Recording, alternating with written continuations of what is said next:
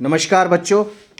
आज कक्षा 12वीं का रिटेल मैनेजमेंट का सेल्स एसोसिएट में से यूनिट 2 हम करने जा रहे हैं और यूनिट 2 का नाम है process of credit application.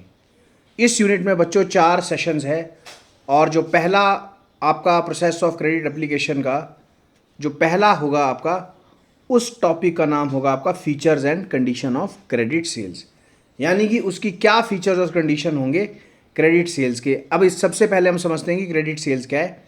Credit sales refer to sales that involve existing extending credit to the customer, यानी कि हम किस तरह से उधार कस्टमर को दे सकते हैं। The customer takes the product now and agrees to pay later. Simple सी बात है, अगर कस्टमर अभी ले रहा है तो उधार पे ले रहा है और वो बाद में दे देगा। अब बच्चों इसकी कुछ चीज़ें ये हैं, कह रहे हैं कि अब ये चीज़ें जो रिटेल फर्म्स है वो अपने गुड्स को क्यों सेल करती हैं इस कंडीशन पे, वो उसके क्या फीचर्स हैं, तो उसके बेनिफिट्स अपने बेनिफिट्स के लिए करती है, जिसमें से पहला है meet the competition. When the competitor are making the sales on credit to customer, any business will need to do same just to stay the competition. अब होता यह है कि एक दुकानदार जब मार्केट में अपना रोल प्ले कर रहा होता है तो बहुत सारे दुकानदार वहाँ पे काम कर रहे होते हैं और उनका ये होता है कि कंपटीशन से बहुत ज़्यादा होता है, तो अपने कस्टमर्स को बचाने के लिए, उनको रिटेन करने के लिए अक्सर दुकानदार उनको उधार पे गुड़ देते हैं ताकि वो क्या कर सके, कंपटीशन में सस्टेन कर सके। दूसरा है इंक्रीज दी सेल्स। कई बार ग्राहकों के पास मंथली इनकम या वीकली इनकम होती है, उनके पास रोज़ जी पैसे नहीं होते, तो जब उनकी तनख्वाह महीने की मिलती है तो वो तब महीने की जितनी भी उनकी खरीदारी है वो दुकानदार को महीने के एंड में या एक मंथली अंतराल या एक पर्टिकुलर पीरियड के बाद वो अपनी उधारी वापस करते हैं। तो इससे क्या होता है, इंक्रीज हो जाती है सेल्स में। तीसरा है बेटर कस्टमर लॉयल्टी।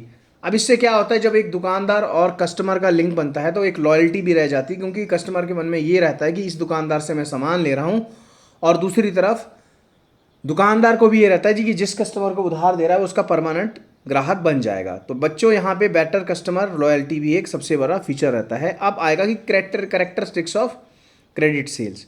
तो क्या क्या क्रेडिट सेल्स के वो होते हैं आपके कैरेक्टरिस्टिक्स। पहला होता है the transfer normally deals in goods and services. तो गुड्स एंड सर्विसेज में डील करेगा वो। The title of goods lies with the seller before it is sold to credit. तो बोलने का मतलब है जो भी वो गुड्स करते हैं पहले वो सेलर के पास होते हैं, उसके बाद वो कस्टमर के पास जाते हैं। और it is usually extended to 3 months, मतलब नॉर्मली 2-3 महीने तक उधार चलता है।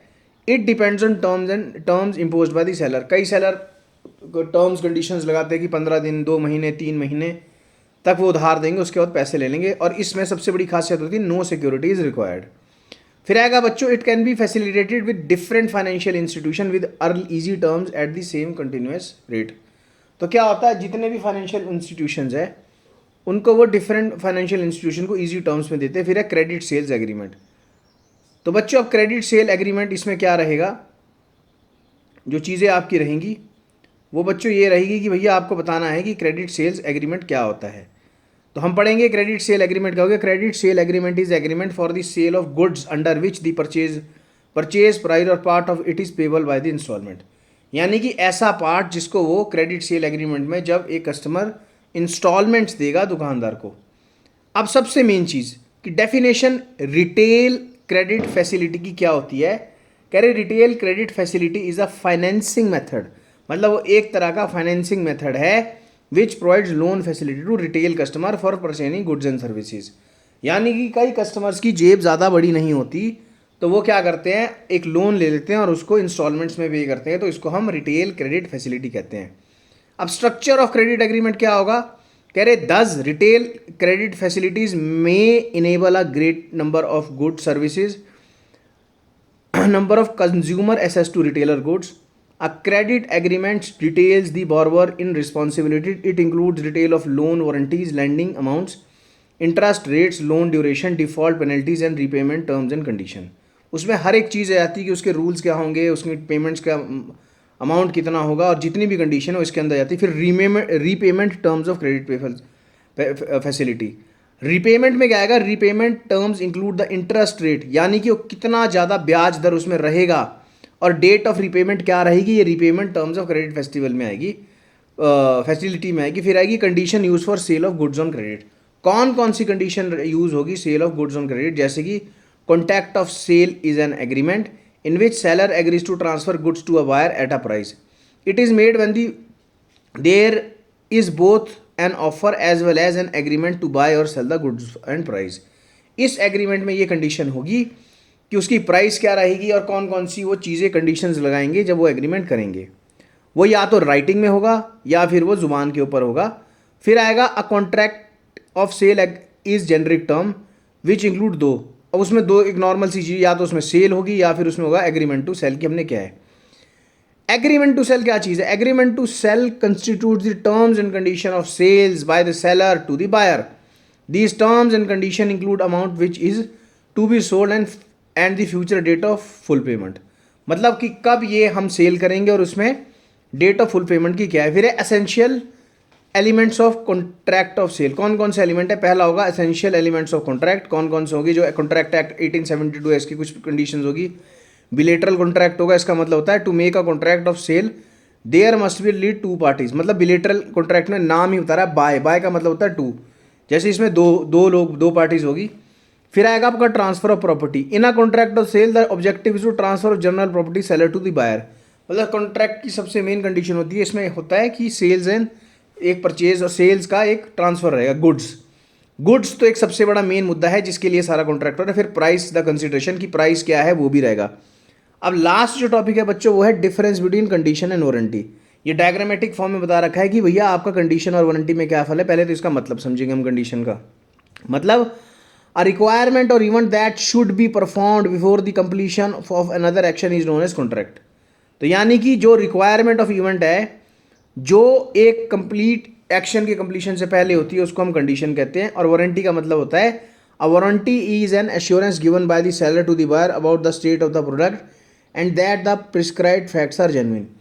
वारंटी का मतलब ये होता है कि आपकी कौन कौन सी इसमें कंडीशन लगेगी, ठीक है, और आपका अगर प्रोडक्ट्स खराब हो जाएगा तो वो कितने टाइम में उसको बदलाया जाएगा, कोई भी होगा। ये डिफाइंड किस में है? जो कॉन्ट्रैक्ट कंडीशन है कॉन्ट्रैक्ट की कंडीशन क्या होगी आपकी इसमें? Section 12/2 of Indian sales goods act 1930। और वारंटी किस में आती है? Section 12/3 of Indian sale of goods act. अब होता क्या है? ये कंडीशन होती है it is directly associated with the objective of contract. और वारंटी क्या होगी? ये होगी it is a subsidiary provisional related to the objective of contract. Result क्या होगा इसका? टर्मिनेशन ऑफ, अगर आप इसको तोड़ेगे तो कंडीशन क्या होगी? वो टर्मिनेट हो जाएगी। और वारंटी में क्या होगा? आप उससे क्लेम कर लोगे। अगर वायलेशन हुआ, violation of condition can be regarded as the violation of warranty. और वारंटी क्या होगी? Violation of warranty does not affect the condition. तो सिंपल सा है बच्चों। अब हम प्रैक्टिकल एक्सरसाइज में जाएंगे और यहाँ पे आपको एक्टिविटीज़ के अंदर फिलिंग द ब्लैंक्स नॉर्मल से when the goods are sold without receiving the immediate dash is called credit sold. तो इसको कहेंगे it is called the process of credit sale. Credit sale are between a buyer and seller with a buyer agreeing to pay the installment. Customer के बीच होगी ये, ठीक है बच्चों। फिर आएगा मल्टीपल चॉइस क्वेश्चन की। अ रिक्वायरमेंट और event that should be perform before the dash is known as condition. बताओ कौन सी बच्चों अभी डिस्कस की। Which of this is essential element of sale. बताओ भैया कौन कौन सा होगा? Transfer of property, mean, money, consideration, goods. तो इसमें ऑल ऑफ दी अबव आएगा। फिर मैच द फॉलोइंग, अभी हमने जो डिफरेंस किए थे उसमें है। फिर बच्चों आपके शॉर्ट आंसर क्वेश्चन है जैसे कि डिफाइन क्रेडिट सेल हम ऑलरेडी डिस्कस कर चुके हैं।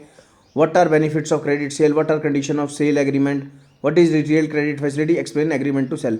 ये बिल्कुल बेसिक डेफिनेशन है जो एग्जामिनेशन में आपको नंबर स्कोर करने में बहुत ज़्यादा हेल्प करेगी बच्चों। तो आपको ये बिल्कुल अभी जो हमने डिस्कस किए वैसे ही लिखना है। फिर लॉन्ग क्वेश्चंस में आपको क्या है बच्चों? हमारा explain the feature of credit sale already discuss बच्चों। What condition are use for the sales of goods and services on credit, write the difference between condition and warranty, last topic जो discuss किया। और what are essential elements of contract of cell.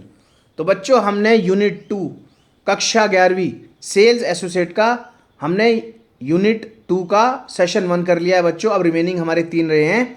आप बहुत अच्छे से पढ़ो ताकि आप एग्जामिनेशन में गुड्स मार्क्स सिक्योर कर सके। तब तक के लिए जय हिंद, जय भारत।